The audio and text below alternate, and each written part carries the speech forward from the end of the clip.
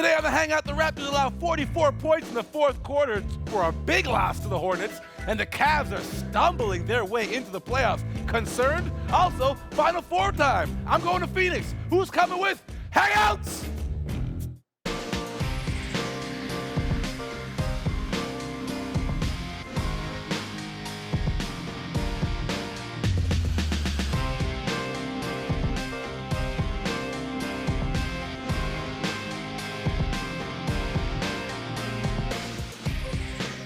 Basketball fans, welcome into Canada's home for Talking Hoops. This is the Hangout coming to you from the belly of the beast that is the Air Canada Centre. We've got a very, very special show, jam-packed with goodness and lots of NCAA talk. I'll introduce you to my partner in crime, Dan Gladman, producer of the Toronto Raptors broadcast, but he's got a very special message for a very special lady.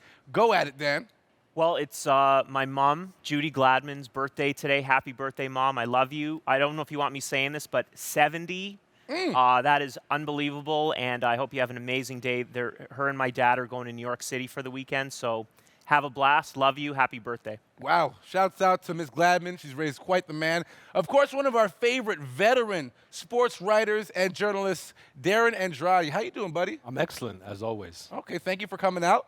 And we have a very, very, very, very special guest, Xavier Rattan-Mays. You know him, you love him from repping for the city, playing at Huntington Prep, being a member of the Canadian junior national team and part of that program. But he will soon, well, he's already left Florida State for going his senior year, entering the NBA draft. Young man, first off, thank you for coming. And what went into that decision to head into the draft?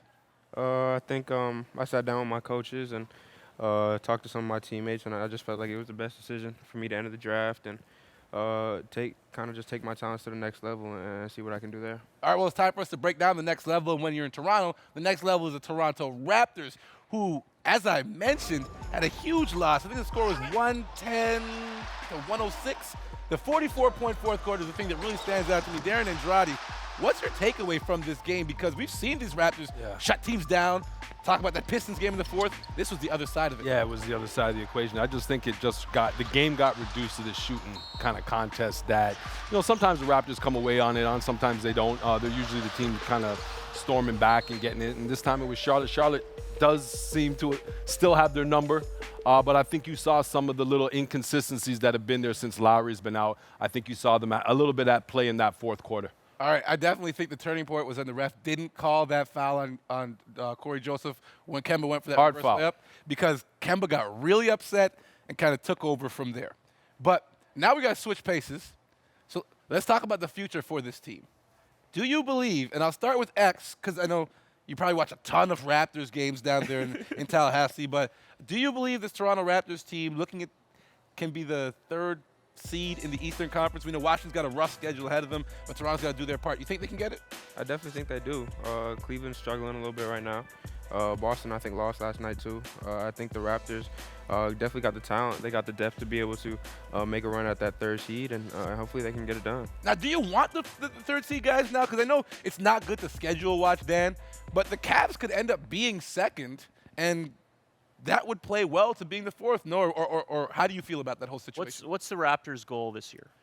Their goal should be to win the Eastern Conference. Exactly, and possibly to win the NBA championship. At this point, I don't think the Raptors are playing for, let's see how far we can get in the playoffs. I think that game is old, it's tired, it's gone away. I think their goal is win the East, win the NBA championship, and that means beat whoever is put in front of you. If that means you have to play Cleveland in the second round, great, beat Cleveland. If you can't beat Cleveland in the second round, it kind of doesn't matter anyway. I don't think they can worry right now about seeding and positioning. I think their goal in these last 7 games is win and play as well and improve as much as they can. Darren, do you agree? Yeah, they can't worry about it only because we don't even know what's going on with Cleveland and Boston. They've been neck and neck for about a week. So if you want to play that game about, okay, maybe we go for the third seed or stay in the fourth seed, and you don't know what's going on up top of the standings, you can't predict that. So I agree with Dan. You've got to go for the best record that you can get. And that's why record still matters. That's why seeding matters. And it's about getting the best seed that you can to compete further along into the playoffs. All right, last year we saw during the playoffs, Norm Powell, especially that Indiana series, come into his own. He was a standout player when the Raptors needed somebody who wasn't one of the largely billed stars to step up. I'll start with you. Who do you think on this roster can be that standout player this time around in the playoffs? I think a guy like Corey Joseph could be that guy for us this year. I feel like he comes in, he brings such great energy to the team defensively. He guards the best player almost every night. And I think he does a great job of kind of running the team. The other night he had, I think, 7 assists in a quarter. And I think if he can continue to do that and bring that energy to the Raptors, I think that would be huge for us. Yeah, 13 points, a career high in that same game that you mentioned. And he's really kind of turned his game around, playing the right way right now. You guys agreeing, or is there someone else on this team? Because I personally, I don't know if he's going to get the minutes, but I love what DeLon does on the defense. I was about to say, I don't know if he gets the minutes, particularly the way Corey's been playing in Lowry's absence. You know, he's kind of got back a bit of the struggle he had earlier in the season. He's kind of got back that flow. But I love DeLon Wright. I love the way his length, deceivingly quick. He's come back from that injury. He's had moments, like big moments in the second half of the season for the team. So I don't know how consistent his burn will be in the playoffs. So I think you got to go with Corey just because of the experience. Quickly give me a standout before I give you a different question. Well, they're going to need some minutes from DeLon, right? They're going to need him on the defensive end. I mean, a lot of it's going to depend on how Lowry comes back, when he comes back, and how good his shot is, because Lowry and Joseph are going to eat up the minutes. But if you can get some valuable minutes from DeLon Wright guarding a smaller point guard, that might really be able to limit whoever their opponents is offense. All right, special shout-out. I think Ibaka deserves a shout-out because he wasn't on this team last year. You add a third, not quite superstar, but a third quality premier-type player. I think that could be the guy. But everyone remembers when Oklahoma City, when Golden State won, they had this thing called the death lineup. Their best players. They had their own distinct style of play, and they really threw other teams off. Darren, I'll start with you on this. Who do you think are the 5 cast of character members of this team that will be the death lineup, assuming Kyle Lowry is healthy too? Yeah, assuming he's. I struggle with this one a bit because I see a hole no matter how we look at it. Where? At the 3 spot. You know, when I think of a lineup of death, I think of 5 killers. Yeah. That's what Golden State brings out. So you got Lowry, you got DeRozan, you've got Ibaka, you've got PJ Tucker, I think you throw out there as your 4th guy. But with that 3 spot, I would run Tucker up top a little bit more. So at that 3 spot, is DeMarre Carroll really a killer?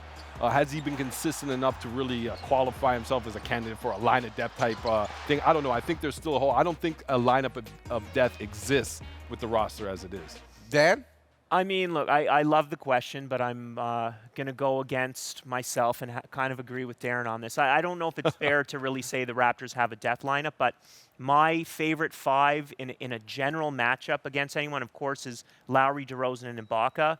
But I think I'm going to go with Tucker, just because I love the defense and the attitude, and Patterson because there's a glue guy factor to him that goes back to when the team turned 3-4 years ago and they became this playoff caliber team. And I think there's a comfort level the team has both offensively and defensively because he's such an important part of the core.